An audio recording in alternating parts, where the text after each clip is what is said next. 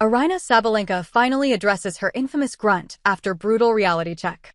When it comes to showing power on the court, Aryna Sabalenka stands front and center. Her biggest weapon? That blistering serve. Sabalenka regularly fires serves in the 110, 120 plus mph range, instantly putting opponents on defense. And of course, there's her signature grunt. The one that echoes through the arena and grabs every ear in the crowd.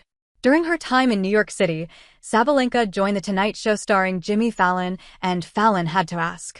While showing a clip of her smashing the ball into her phone, he noticed her powerful grunt. "Do you know that you're making that noise in the moment?" he asked. Her answer took a funny trip down memory lane. "I have zero control over it," Aryna Sabalenka revealed. "You know, one time we played an exhibition with Novak, and they put a mic on me, and I realized that I'm grunting, and I'm like, oh my god, that was so bad for people. I'm like, we need to offer earplugs to them, you know? I was like, I don't want to annoy people. I wanted to take off the mic, but I think they shut the sound on my mic when I was hitting the ball." She was recalling the 2024 A Night with Novak and Friends charity match at Rod Laver Arena in Melbourne. That night, Sabalenka teamed up with Novak Djokovic against Stefanos Tsitsipas and Maria Sakkari, with all four players wired up with mics. It led to an awkward yet hilarious moment as Sabalenka asked for her mic volume to be turned down before play. Ogging, she said, "my screaming is so loud." Once the rally began, she tried to hold back and joked, "I can't play when I'm not screaming." The crowd erupted. What was usually her fierce on-court habit turned into a lighthearted and unforgettable highlight. But when Fallon asked if grunting actually helped her win, Sabalenka wasn't sure. "I have zero control over it, unfortunately, for so many people," she said.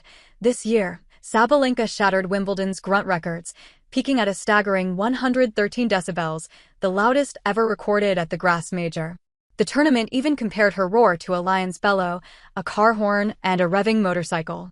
And she's in good company, as plenty of tennis stars have built reputations for their soundtracks. Maria Sharapova once topped the charts at 108 to 109 decibels.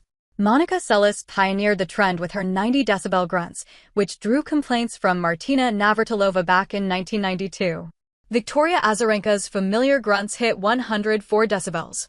Michelle Larcher de Brito peaked at 109 during the 2009 French Open. Even the Williams sisters often made waves for their volume. Sabalenka, though, seems to wear her grunt with pride. Sure, it's not ideal when she's mic'd up, but it's part of what makes her so electrifying to watch. And lately, the world #1 hasn't just been opening up about her on-court moves. Aryna Sabalenka speaks up on switching her nationality. Sabalenka sat down with Nick Kyrgios on Piers Morgan and censored on December 10th, and the world #1 was asked an intriguing question. "You've not been competing with the Belarus flag. We've got events like the Olympics coming up and so on. What do you hope happens? Would you like to get back to being able to compete with your nation's flag?" For a moment, Aryna Sabalenka hasn't been one to hold back and speak her truth. This time was no different. "I have always been really proud to represent such a small country, and I take it as you know I'm an inspiration for the young kids there," she said. "For example, changing nationality, it's not the case for me. Because I don't want to betray all those kids." Her answer hit differently. The conviction in her voice left no room for doubt. This wasn't about politics or pressure. It was about pride. "I would like to represent Belarus just for the kids from that country to see me competing on a high level and get inspired by me," she continued. "Hopefully by my example, I'll show them that if I was able to make it from that little country in the world, make it all the way to the top. I want them to think they can also do that." The ban on Russian and Belarusian tennis players competing under their flags dates back to 2022, when the ITF suspended both nations' tennis associations from major tournaments and team events like the Davis Cup and BJK Cup. While some players have since changed nationalities for freedom or opportunity, Sabalenka stayed firm. Her loyalty was loud in the middle of fellow players changing their allegiance. Now, as her incredible 2025 season winds down, Sabalenka is set to take the court again. This time for fun, in Dubai.